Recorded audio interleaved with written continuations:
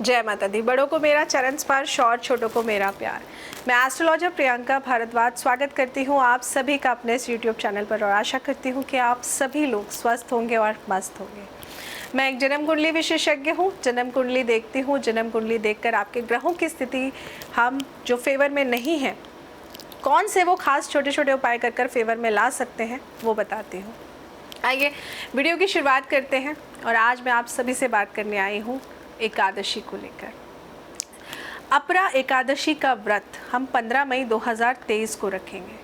जेठ महीने के कृष्ण पक्ष की एकादशी सुबह 2:45 से शुरू हो जाएगी और 16 मई की सुबह मतलब अर्ली मॉर्निंग 1:05 तक रहेगी। तो अपरा एकादशी को अचला एकादशी के नाम से भी कुछ जगहों पर जाना जाता है। अपरा एकादशी जेठ के महीने की कृष्ण पक्ष के दौरान यानी कि 11वें दिन मनाई जाती है। इस व्रत को करने से भगवान विष्णु और माता लक्ष्मी की कृपा दृष्टि सदैव श्रद्धालुओं भक्तों पर बनी रहती है। अपरा एकादशी का व्रत करने से लोग पापों से मुक्ति पाकर भव सागर से तर जाते हैं। लेकिन इसके पीछे ना एक बहुत ही खास एक कहानी भी है, वो भी मैं आज आपको बताऊंगी। इस दिन व्रत करने से मनुष्य की कीर्ति बढ़ती है, यश बढ़ता है, गौदान के समान आपको पुण्य की प्राप्ति होती है और धन में वृद्धि ज़रूर होती है। आज के दिन प्रभु श्री हरि विष्णु को उनके मस्तक पर तुलसी दल चढ़ाना, चंदन का तिलक लगाना, कपूर से उनकी आरती उतारना और गंगा जल से उनको स्नान कराना बहुत ही उत्तम माना जाता है।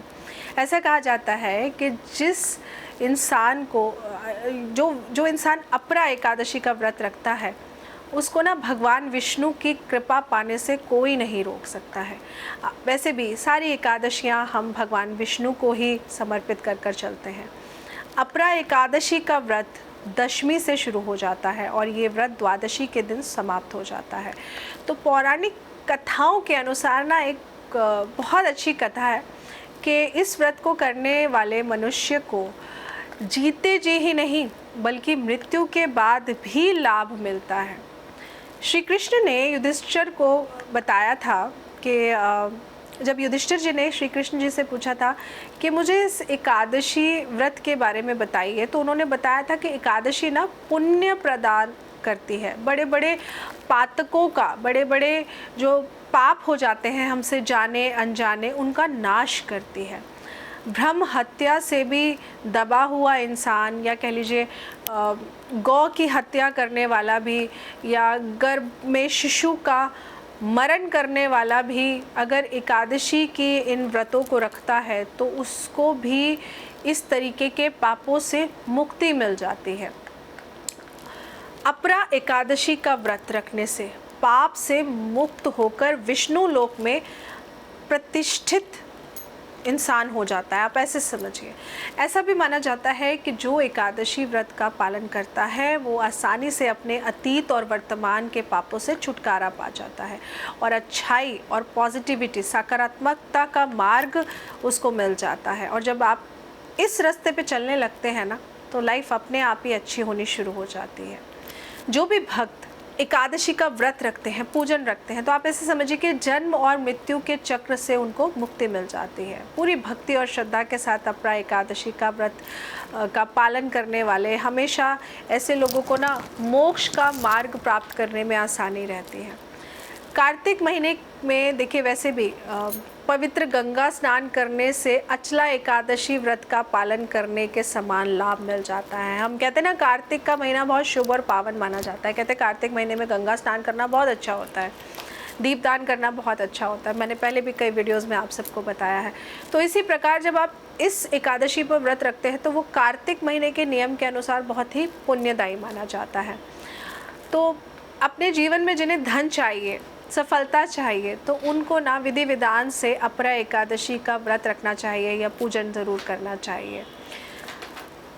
और इसका जो नियम है ना एक छोटा सा, वो मैं आपको आज बता देती हूँ कि अगर आप व्रत नहीं रख सकते हैं या व्रत रखना चाहते हैं तो इसका जो तरीका है वो ये है कि दशमी के दिन यानी दशमी वाले दिन ही शाम को सूर्यास्त से पहले आप खाना खा लीजिए। सूर्यास्त के बाद आपको भोजन नहीं करना चाहिए और रात में भगवान का ध्यान करते हुए ही आपको सोना चाहिए। उनको बोल के सोइए कि भाई कल आपका दिन है और कल जब मैं सोकर उठूं तो मेरा पूरा मन आपकी भक्ति भाव में लगे, बस ऐसा आशीर्वाद दीजिए।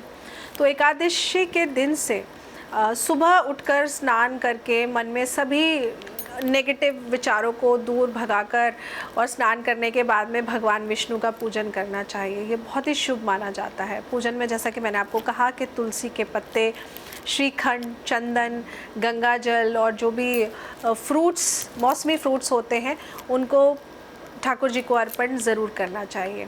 व्रत रखने वाले को पूरा दिन झूठ नहीं बोलना चाहिए, छल नहीं करना चाहिए, कपट से बचना चाहिए।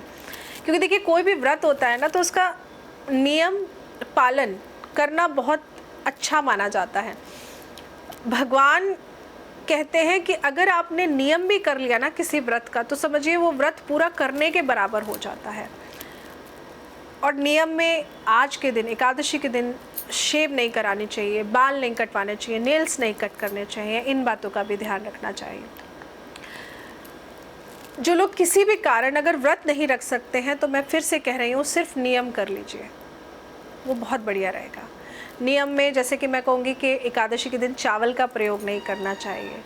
जो लोग एकादशी के दिन विष्णु सहस्त्र नाम का पाठ करते हैं उन्हें भी भगवान विष्णु की विशेष कृपा मिलती है। बहुत ही बढ़िया मैं कहूँगी इसको माना जाता है।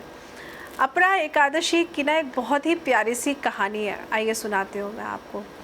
एक ना बहुत पुरानी कहानी है कि महिध्वज नाम के ना एक बहुत ही बढ़िया, बहुत ही धर्मात्मा राजा थे।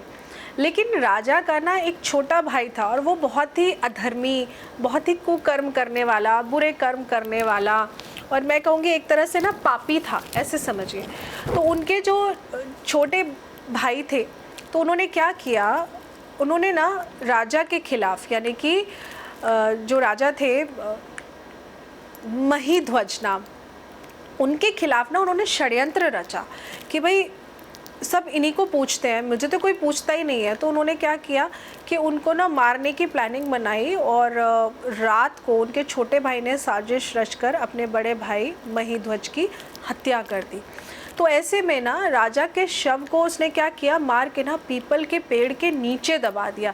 इसीलिए लोग कई बार कहते हैं ना कि पीपल के पेड़ के नीचे तो भूत होता है, हम क्यों पीपल के पेड़ पे पूजा करने जाएं जब हम उन्हें पीपल के पेड़ के उपाय बताते हैं। लेकिन पीपल के पेड़ के नीचे कोई भूत नहीं होता। पीपल का पेड़ बहुत ही पूजनीय वृक्ष होता है। और वैसे भी पीपल का पेड़ हम जानते हैं ना, हम सबको पता है 24/7 ऑक्सीजन हमें प्रोवाइड करता है। तो ऐसे पेड़ के नीचे भूत कहाँ से हो सकता है? भूत तो आपकी सोच में है, उसको निकाल दीजिए। तो जब उन्होंने ऐसा किया, पीपल के पेड़ पर उनके शव को पीपल के पेड़ के नीचे गाड़ दिया, दबा दिया, तो उनकी अब एक तरह से अकाल मृत्यु हो गई। तो अकाल मृत्यु होने की वजह से उनकी आत्मा ना इधर उधर भटकने लगी और उसने पीपल के पेड़ पर अपना डेरा बना लिया कि भाई अब तो यही मेरा घर है। तो जब भी वहाँ से कोई उस रास्ते से कोई भी व्यक्ति जाता तो राजा उसको परेशान करने लग जाते। तो एक दिन ना उसी रास्ते से एक ऋषि गुजरे और राजा ने उन्हें भी डराने की कोशिश की, लेकिन जो ऋषि मुनि थे वो बहुत तपस्वी थे।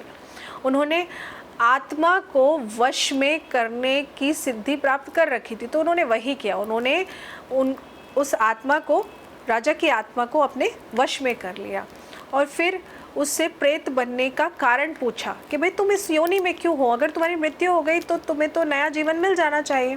तो ऋषि मुनि को राजा ने पूरी बात बताई कि भाई मेरी जो मृत्यु है ना वो अकाल मृत्यु हुई है।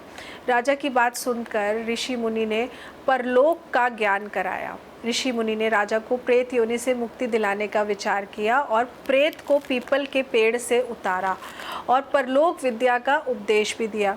उस दिन जेठ मास की एकादशी भी थी, तो ऋषि ने अपरा एकादशी का व्रत भी किया हुआ था। तो इस दिन विधि पूर्वक पूजा अर्चना की, तो एकादशी के पुण्य को राजा को अर्पित कर दिया। उन्होंने कहा कि हे प्रभु, मैंने आज जो भी व्रत रखा है, जो भी मैं अनुष्ठान कर रहा हूँ, जो भी मैं पूजा कर रहा हूँ, जिस भी मंत्र का मैं जाप कर रहा हूँ, उसका सारा जो कुछ भी मैंने किया है, जो भी मुझे पुण्य आप देंगे, जो भी पुण्य फल मुझे आज देंगे, वो मैं इन राजा को आज अर्पण कर रहा हूँ।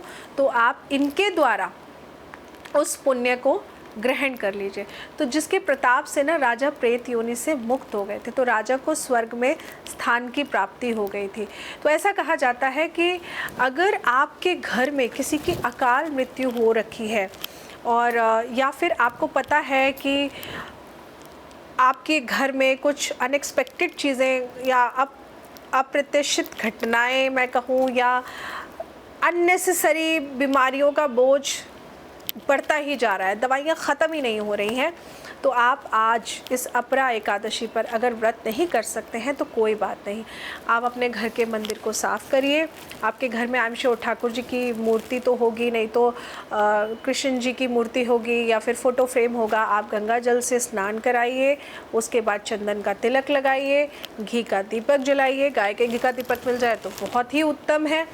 और फिर तुलसी की माला उनको अर्पण करिए और हाथ जोड़कर उनसे क्षमा प्रार्थना करिए कि अगर आपसे जाने अनजाने कोई भी गलती हुई है, आपने किसी का दिल दुखा दिया है, तो आज आप उनसे क्षमा मांगिए। और ऐसा करने से आप देखेंगे कि ज़रूर आपको प्रभु क्षमा भी प्रदान करेंगे और आपके जीवन में जिस प्रकार की भी परेशानियां आ रही हैं वो दूर ज़रूर होंगी। फल का जब आप भोग लगा देंगे ना उनको, तो थोड़े से फल अपने घर में भी रखिएगा और थोड़े से फल आज के दिन ना किसी भी ब्राह्मण को दान ज़रूर करिएगा। तो ये छोटी सी जानकारी मैं आपके लिए लेकर आई थी अपरा एकादशी को लेकर कि आज के दिन आप क्या ख़ास कर सकते हैं, क्या ख़ास करना चाहिए। तो आज आप कुछ नहीं कर पाएँ, जो लोग पूजा भी नहीं कर पाएँ, जो लोग बोलेंगे कि मैम ऑफिस जाना है, टाइम नहीं है, काम में बहुत बिज़ी हैं, तो मौसमी फल में जल वाले फल जिनमें जल बहुत अच्छा होता है, तरबूज हो गया, खरबूजा हो गया, है ना, तो इनको आप लेकर अपने माथे से टच करके दान ज़रूर करिए। दान आप ब्राह्मण को भी करिए, दान आप गरीबों को भी करिए। तो ऐसे फलों का दान करना भी आपके लिए आज के दिन बहुत उत्तम माना जाता है। मैं कह रही हूँ ज़्यादा नहीं कर सकते तो किसी एक को दान कर दीजिए, लेकिन दान ज़रूर करिए। और आज का दिया हुआ दान आपका खाली नहीं जाएगा। आज आप किसी को 1 रुपये का दान करेंगे ना, अगले 10 दिन के अंदर आपको 100 रुपये की प्राप्ति ज़रूर हो जाएगी। ये मैं इसलिए नहीं बोल रही हूँ कि आप दान करें। देखिए, दान करेंगे, अच्छे कर्म करेंगे ना, तो उनका फल आपको मिलेगा, मुझे इसमें कुछ नहीं मिलेगा। मैं तो सिर्फ आपको रास्ता दिखा रही हूँ जो आपके लिए अच्छा हो सकता है और बेहतर हो सकता है। तो ये छोटा सा खास उपाय लाई थी कि आज के दिन फल का दान आपने ज़रूर करना है, गरीब को भी करना है और ब्राह्मण को तो करना ही करना है, क्योंकि ठाकुर जी की पूजा कर रहे हैं और ब्राह्मण को दान नहीं करेंगे तो कैसे चलेगा। तो ब्राह्मण का दान तो आज के दिन पहले निकलेगा। तो आप जो भी भोग लगाएंगे ना, उसमें से सबसे पहला हिस्सा आप ब्राह्मण का निकाल के रखिएगा, फिर आप उसी में से थोड़ा सा गरीबों को बांट दीजिएगा और प्रसाद रूप में अपने घर में भी सबको ज़रूर दीजिएगा। तो ये छोटी सी जानकारी मैं आपके लिए लेकर आई थी और आशा करती हूँ कि जानकारी आपको अच्छी लगी होगी। अच्छी लगी या नहीं लगी प्लीज़ कमेंट करके ज़रूर बताइएगा और हमारे चैनल के साथ जुड़े रहिए। ऐसी ही खास और जानकारियाँ लेकर आऊँगी। जय माता दी।